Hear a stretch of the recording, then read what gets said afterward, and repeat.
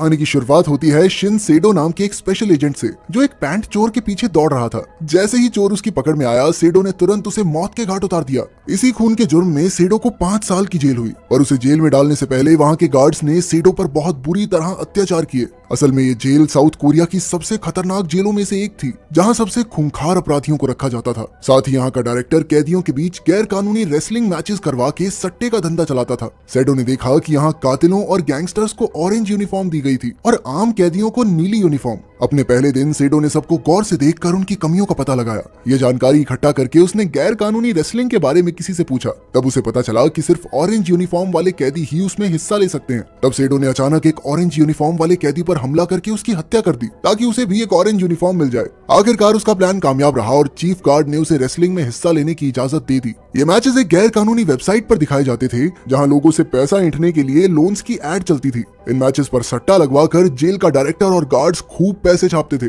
बाद में सेडो को ऑरेंज कैदियों के साथ एक कमरे में रखा गया और तब एक गार्ड ने उसे बताया कि इस वक्त जेल का सबसे ताकतवर कैदी ली इनक्यूई है। जेल जाने से पहले इनक्यूई काफी मशहूर अपराधी था, इसलिए सेडो उसके बारे में पहले से जानता था। वहीं दूसरी ओर डायरेक्टर इनक्यूई के साथ बैठा चाय पी रहा था। असल में इनक्यूई लगातार कई टूर्नामेंट जीत चुका था, इसलिए वो डायरेक्टर का खास बन गया था। आखिर इनक्यूई के जरिए डायरेक्टर को लाखों डॉलर्स का मुनाफा हुआ था। डायरेक्टर ने उसे बताया कि इस बार टूर्नामेंट में एक नया कैदी भी लड़ेगा, मगर इनक्यूई को विश्वास था कि वो ही जीतेगा। इसके बाद इनक्यूई वापस अपने कमरे में आया, जहां गार्ड्स उसका हर एक ऑर्डर मानते थे, क्योंकि वो उन सभी का काफी मुनाफा करवाता था। अचानक उसे अपने नाम की चीखें सुनाई दी तो इनक्यूई ने बाहर आकर देखा कि ये तो सेडो की आवाज थी। इनक्यूई ने कहा कि इसे जेल में नहीं, पागल खाने में बंद करो जाके। मगर सेडो बस उसे गुस्से में देखता जा रहा था, मानो उसके मन में पहले से इनक्यूई के लिए नफरत भरी पड़ी हो। असल में आज से 5 साल पहले सेडो अपनी पत्नी के साथ पार्क में घूम रहा था। बीच में वो कुछ खाने पीने की चीजें खरीदने चला गया और तभी उसकी पत्नी ने उसे मैसेज करके कहा कि वो बाप बनने वाला है। ये देखकर सेडो खुशी के मारे तुरंत ही अपनी पत्नी के पास दौड़ा,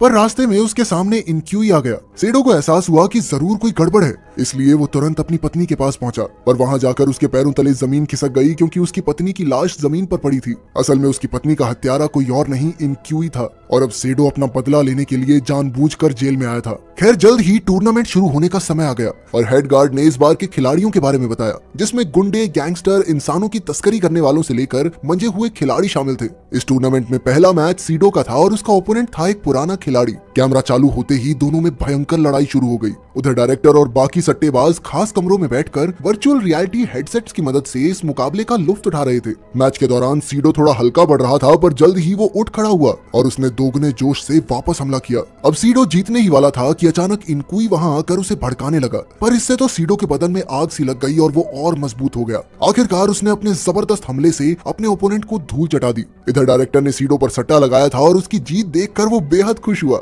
फिर उसने हेड गार्ड को तुरंत दूसरा मैच शुरू करने को कहा, क्योंकि वो और ज्यादा खून खराबा देखना चाहता था। ये मुकाबला इंसानों की तस्करी करने वाले लिम और एक माफिया गैंगस्टर के बीच होने वाला था। जल्द ही मुकाबला शुरू हुआ। लिम तो बिना किसी टेक्निक के सिर्फ जोर के दम पर लड़ता था, जिस वजह से उसका विरोध ही उस पर भारी पड़ने लगा। पर फिर जल्द ही गैंगस्टर थक गया और तब लिम ने मौके पर चौका मारकर उसे हरा दिया। वहीं दूसरी ओर सेडो अपने कमरे में दर्द से करहा रहा था, क्योंकि इस मुकाबले में वो पूरी तरह जख्मी हो गया था। दर्द से जूझते हुए उसे अपनी पत्नी की झलक दिखाई दी और तब उसे कुछ राहत मिली। उधर डायरेक्टर और हेड गार्ड सट्टे से जीती रकम को देखकर खुश हो रहे थे। सेडो की काबिलियत देखकर डायरेक्टर ने उसकी पूरी देखभाल करने का फैसला किया, ताकि वो ऐसे ही मुकाबले जीतता रहे। उसने इसकी जिम्मेदारी हेड गार्ड को दी, ताकि सेडो को कोई भी परेशानी ना हो। जल्द ही हेड गार्ड ने सेडो के इलाज के लिए हॉस्पिटल से नर्स बुलाई। कुछ ही दिनों में सेडो बेहतर हो गया और उसने गार्ड से मैच से पहले अपने अगले विरोधी से मिलने की इजाजत मांगी। पहले तो उसने इनकार कर दिया, पर बाद में सेडो को इजाजत मिल गई, क्योंकि अब वो डायरेक्टर का खास बन चुका था। बाद में पता चला कि उसका अगला ओपोनेंट लिम था। जब सेडो उससे मिलने आया तो लिम ने कहा कि वो अगले मैच में जानबूझकर हारेगा,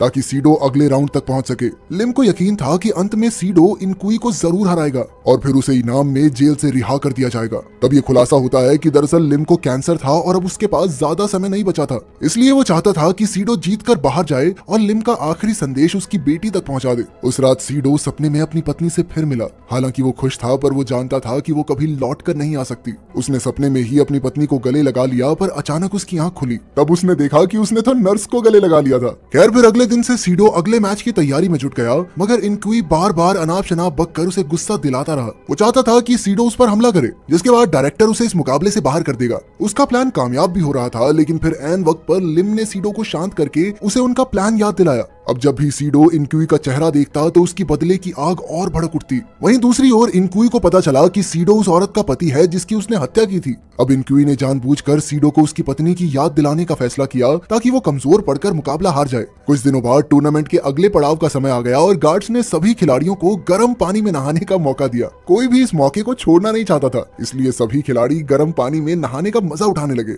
लेकिन यहाँ भी इनक्यूई ने सीडो की पत्नी के कत्ल के बारे में बात करके उसे दोबारा उकसाने की कोशिश की। इस वजह से सीडो अपना आपा खो बैठा और वो इनक्यूई पर हमला करने ही वाला था, लेकिन उसने जैसे तैसे ऐन वक्त पर खुद को शांत किया। अगर उसने टूर्नामेंट से बाहर इनक्यूई पर हमला किया तो उसे मैच से बाहर कर दिया जाएगा और वो ये बात अच्छी तरह समझ चुका था। फिर अगले दिन से टूर्नामेंट शुरू हुआ और आज का मैच इनक्यूई और एक गुंडे के बीच था। डायरेक्टर जानता था कि यह मुकाबला टक्कर का होने वाला है, मगर अंत में जीत इनक्यूई की ही हुई। अब डायरेक्टर ने जल्द ही इनक्यूई और सीडो का मुकाबला रखने का फैसला किया ताकि ज्यादा से ज्यादा लोग मैच देखें और सट्टा लगाएं। वहीं खुद डायरेक्टर ने तो इनक्यूई पर ही सट्टा लगाया क्योंकि उसके हिसाब से तो वो ही जीतेगा। खैर अब बारी थी अगले मैच की, जिसके खिलाड़ी थे एक जवान गैंग लीडर और एक साइकोपैथ मर्डरर जिसने न जाने कितने लोगों को मार डाला था। जल्द ही उनका मुकाबला शुरू हुआ और शुरू से ही गैंग लीडर अपना दबदबा बनाए हुए था। वो तो अपने ओपोनेंट के हर एक अंग को जख्मी करने की फिराक में था और उसका ओपोनेंट भी कोई नॉर्मल इंसान नहीं था। उसे जब भी मार पड़ती वो हंसने लगता। आखिरकार साइकोपैथ गैंग लीडर का ध्यान भटकाने में कामयाब रहा और उसे एक जबरदस्त वार से हरा दिया।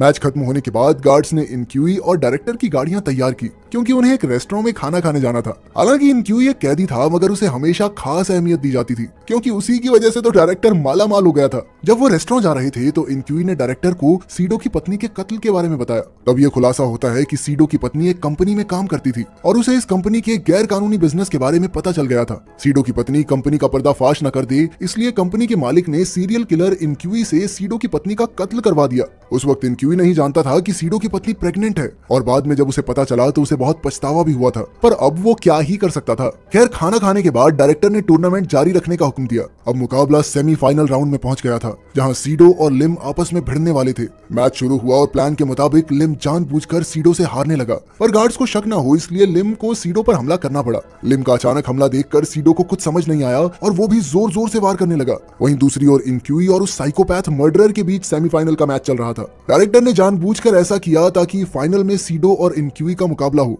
अब फाइनल शुरू होने से पहले डायरेक्टर और हेड गार्ड ने सट्टे की रकम बढ़ा दी क्योंकि उन्हें यकीन था कि लोग सीडो पर दाव लगाएंगे, मगर खुद वो ये पक्का मान के बैठे थे कि जीत तो इनक्यूई की ही होगी। फाइनल मैच शुरू होने से पहले दोनों खिलाड़ियों को मसाज दी गई ताकि उन्हें आराम मिल जाए। इसके बाद गार्ड्स ने उन्हें फाइनल राउंड के रूल्स समझाए। इस मुकाबले में उन दोनों के पैर जंजीरों से बंधे होंगे और उन्हें मैच के दौरान चाकू इस्तेमाल करने की इजाजत थी। जीतने के लिए उन्हें अपने विरोधी की टांग काटनी होगी। आखिरकार मैच से पहले उन्हें लजीज खाना परोसा गया क्योंकि मैच के दौरान उनकी मौत भी हो सकती है। स्वादिष्ट खाना देखकर इनक्यूई तो तुरंत उस पर टूट पड़ा, मगर सीडो को बेचैनी हो रही थी क्योंकि ये उसकी जिंदगी का सबसे जरूरी मुकाबला था। एक बार फिर इनक्यूई ने सीडो की पत्नी का नाम लेकर उसे भड़काने की कोशिश की और आखिरकार सीडो अपना आपा खो बैठा। अचानक उसने इनक्यूई पर हमला बोल दिया और इधर एक गार्ड ने तुरंत इसके बारे में डायरेक्टर को बताया, पर डायरेक्टर ने उन्हें रोकने की बजाय यही लड़ाई लोगों को दिखाने का फैसला किया। उधर सीडो के लिए ये लड़ाई बहुत ज्यादा मायने रखती थी, इसलिए वो पूरी जी जान लगाकर लड़ने लगा। वो बिना रुके लगातार वार करता रहा और अंत में उसने इनक्यूई की टांगों की मांसपेशियां काट डाली, जिससे इनक्यूई हमेशा के लिए पैरालाइज हो गया। आखिरकार रूल्स के मुताबिक सीडो इस टूर्नामेंट का विजेता बना और हेड गार्ड और डायरेक्टर को ना चाहते हुए भी उसे इनाम में जेल की चाबियां देनी पड़ी। सीडो की जीत की वजह से अब डायरेक्टर और उसके आदमियों का भारी नुकसान हो गया था, मगर अब वो हाथ मलने के सिवा और कुछ नहीं कर सकते थे। इसके बाद हम कहानी की शुरुआत वाला फ्लैशबैक देखते हैं जहां सीडो एक पैंट चोरी करके भागते हुए चोर को पकड़ रहा था। तब पता चला कि इस चोर ने ही सीडो को इनक्यूई का पता बताया था। आखिरकार वो जानकारी हासिल करके सीडो ने जानबूझकर उस आदमी को मार डाला ताकि वो भी जेल में आ सके। फिर अंत में खुलासा होता है कि असल में जेल का हेड गार्ड कोई और नहीं बल्कि सीडो का बड़ा भाई था। उन्होंने जेल में मिलकर इनक्यूई से बदला लेने का प्लान बनाया था। साथ ही हेड गार्ड ने डायरेक्टर की नाक के नीचे से इस गैर कानूनी धंधे के सारे सबूत इकट्ठा कर लिए थे और फिर आखिर में उन्होंने पुलिस को खबर कर दी। अंत में सीडो का बदला पूरा हुआ और डायरेक्टर को